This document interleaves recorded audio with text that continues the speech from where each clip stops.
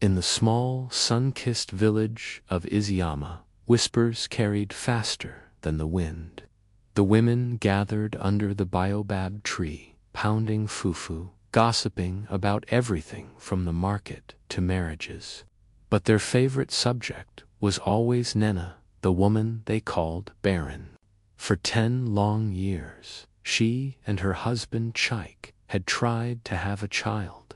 Every moon cycle brought tears instead of joy. The old women said the gods had closed her womb. Others said she had offended her ancestors.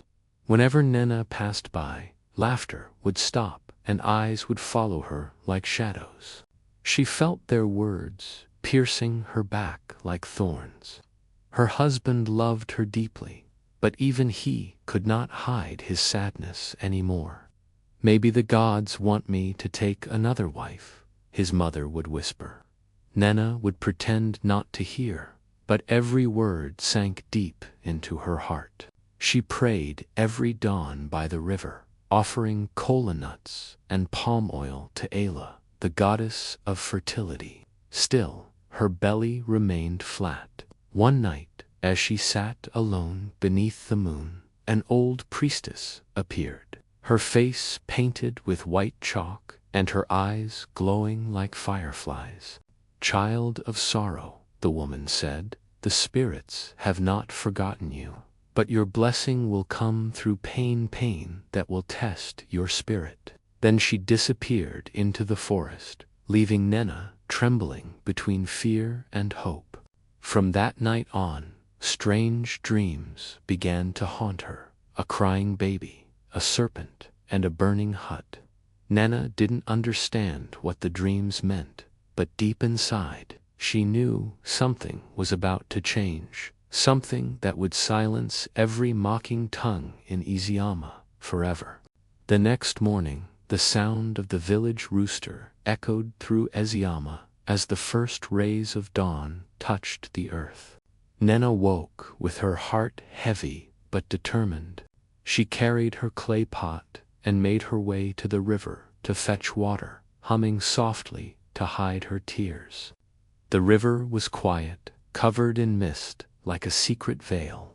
As she dipped her pot into the water, she noticed a figure across the riverbank, a tall stranger dressed in white, holding a carved staff topped with a cowrie shell.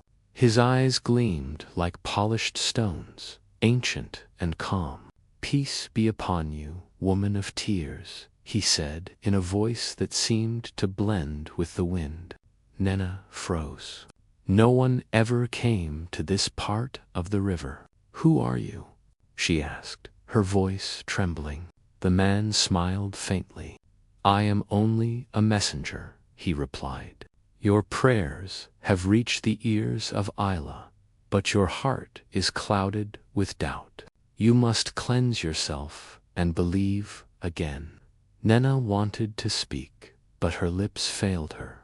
The stranger dipped his hand into the water and sprinkled a few drops toward her. The river rippled, glowing faintly, and she felt a strange warmth spreading through her chest. "When the moon turns red, go into the forest of the spirits," he said. "There you shall find what the world denied you." Before she could ask more, the mist thickened and the stranger vanished. Nena ran home, her heart racing. She told her husband Chike what happened, but he laughed bitterly. "A spirit by the river. You are dreaming again, Nena." She fell silent, but the voice of the stranger kept echoing in her mind. That night, the moon began to wax, round and pale. Her dreams returned, this time clearer. She saw herself holding a baby wrapped in red cloth, while the same stranger watched from afar, smiling. In the dream, the village women bowed before her, chanting her name. She woke up crying, unsure whether it was madness or a promise. As days passed, her strength grew, her spirit steadied, and she waited for the night of the red moon. When it finally rose, painting the sky in blood. Nena wrapped herself in a raffia cloth, whispered a prayer, and walked toward the forbidden forest. Every step she took was heavy with destiny, as the crickets sang and the trees seemed to part before her. Somewhere deep inside the forest, a child's cry echoed, faint but real.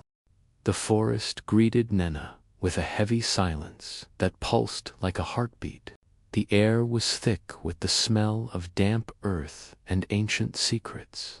Every rustle of leaves sounded like whispers, and every gust of wind carried voices that seemed to call her name. The moon hung above the trees, blood-red and bright, lighting her path with an otherworldly glow. Nena clutched her small calabash of palm oil cowries and kola nuts, offerings for the spirits, as she ventured deeper into the heart of the forest. She could feel unseen eyes watching her, testing her courage. The deeper she went, the louder the cries became, that same childlike wail she'd heard in her dreams. Her heartbeat quickened, but she pressed on until she reached a small clearing where a circle of stones surrounded a pool of still, dark water. Above it hung a spiderweb of vines, glistening like silver threads. The crying had stopped, replaced by a faint humming sound. Nena knelt by the pool and whispered, "Ayla, mother of fertility, I am here as your daughter." The surface of the water rippled, and slowly, the figure of the old priestess she had once seen by the moonlight appeared. "You have come," the priestess said, her voice echoing like wind through hollow bamboo. "Many women pray for fruitfulness, but few are ready to bear the burden that comes with it." Nena bowed her head. "I will do anything," she whispered, "even if it costs me my life." The priestess smiled. "Then take this water," she said, scooping from the pool into a small gourd. "Drink it at dawn, and whatever is within you shall awaken. But remember, what is given must one day be returned." The warning struck fear into Nena's heart, but her desire for a child overpowered her fear. She accepted the gourd with trembling hands and thanked the spirit. Before she could ask more, the forest grew silent again, and the image faded. Suddenly, the earth beneath her feet shivered. The trees seemed to sigh, and the pool glowed faintly, illuminating the path back home. When she returned to the edge of the forest, the first rays of dawn had broken. She drank the water as instructed, feeling it burn down her throat like fire and honey. The world spun, and she collapsed to the ground. When she awoke, Chaik and his mother were standing over her, shouting her name. They thought she had gone mad, wandering into the forest alone. But Nena smiled weakly, her hand resting on her stomach. "I am fine," she whispered. Deep inside, she felt something new, a flutter of warmth. The mocking voices of the village would soon be silenced, for the woman they called Barren was about to change her fate forever. Months passed, and Nena's belly began to swell like the rising moon. The village that once mocked her now looked at her with awe and disbelief. Women came to touch her stomach, whispering prayers, while men nodded respectfully as she walked past. Her husband, Chaik, wept with joy, thanking the gods for the miracle. "You see," he told his mother, "the gods have remembered us." Even his mother, who had once called Nena useless, began bringing her soup and fruits every day, muttering apologies under her breath. But deep within, Nena carried a strange unease.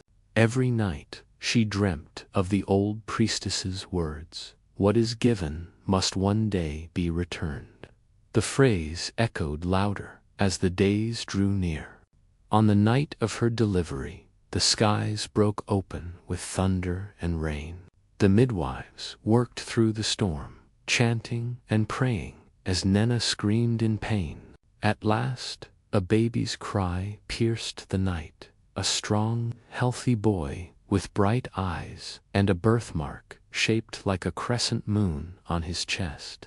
The whole village danced till dawn, calling him Chimka, meaning God knows. Life blossomed again for Nena. Her husband built her a new hut, and villagers brought gifts and songs every week. She finally smiled without fear, cradling her son beneath the mango tree. But the peace didn't last. One evening, as the boy turned 3, he vanished while playing near the river. Panic swept through the village. Men searched with torches, women wailed, and Nena tore through the forest, screaming her child's name. She found him at the riverbank, standing barefoot in the mud, staring at the water. "Mama," he said softly, "the woman in white said she will come for me soon." Nena froze in terror. The next night, Chimka developed a fever so strong his body shook violently. The herbalists tried everything, potions, prayers, charms, but nothing worked. Nena knelt before the same river where she had met the stranger, crying, "Please, I gave you everything. Don't take my child." The wind whispered, and she heard the faint voice of the priestess. "The promise cannot be undone." "Life for life," Nena screamed into the night, her tears mixing with the rain. Her husband found her soaked and trembling, clutching the lifeless body of their son. The same villagers who once praised her now watched in sorrow and fear. "Perhaps the gods gave her a spirit child," they whispered, "a child that doesn't belong to this world." Nena locked herself inside her hut for days, refusing food or comfort. She replayed the priestess's warning over and over: what is given must one day be returned. In her heart, she knew the forest had taken back its gift. But even as her grief consumed her, another sound came to her ears that night, faint, soft, but unmistakable. The cry of a baby echoed again in the distance, coming from the forest of spirits. Nena lifted her head slowly, tears shining on her cheeks as the call grew louder, summoning her once more. The forest was silent when Nena entered once more, holding a torch that flickered against the blackness of the night. Her steps were weak, her eyes hollow from sleepless nights, yet her heart beat with a desperate rhythm that refused to surrender. The villagers had begged her not to go, warning that no mortal could survive the forest twice. But the sound of her son's cries, echoing through the night, left her no choice. The same path she had once taken now seemed darker, heavier, as if the spirits themselves were watching her return. Every rustle made her flinch, but she pressed on until she reached the circle of stones. The pool still shimmered faintly, though now its surface was clouded with mist. "I have come," she whispered, her voice breaking.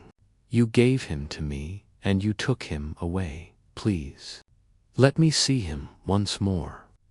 The air grew cold. From the mist, the old priestess appeared again, her eyes glistening like moonlight on metal.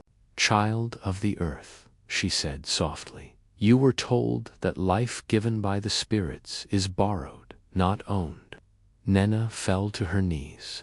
"Then take me instead. Let my son live. Let him laugh again." The priestess watched her quietly, then raised her staff. "The gods are moved by sacrifice," she murmured, "but the bond between you and the child is sealed by blood and love. To restore him to life, you must surrender what remains of your own." Without hesitation, Nena nodded. "Let it be done." The priestess struck the ground with her staff, and the pool erupted with light. Nena felt her body growing lighter, her pain fading, her spirit rising like smoke. From the glowing water, a small figure emerged. Chimka, her son, alive and smiling. "Mama," he said, reaching out his hands. Nena smiled through her tears as her vision blurred. "Live well, my son," she whispered. The wind roared, and her body fell limp beside the pool. The forest glowed for a long moment, then fell silent again. At dawn, villagers found the boy asleep by the river, unharmed, while Nena's lifeless body lay nearby, her face peaceful, her lips curved in a soft smile. They buried her beneath the baobab tree where she had once been mocked, and from her grave grew flowers that never wilted, blooming even in the dry season. The elders said her spirit watched over mothers who prayed for children, and that every full moon, the cry of a baby and the voice of a woman singing could be heard from the forest. The villagers no longer called her Barren, they called her Mother of Miracles. Her story spread far beyond Eziyama, carried by travelers and storytellers across the lands, reminding all who heard it that love, faith, and sacrifice could defy even the will of the gods. And when the red moon rose again, glowing over the forest, the wind whispered her name, Nena, the woman they once called Barren,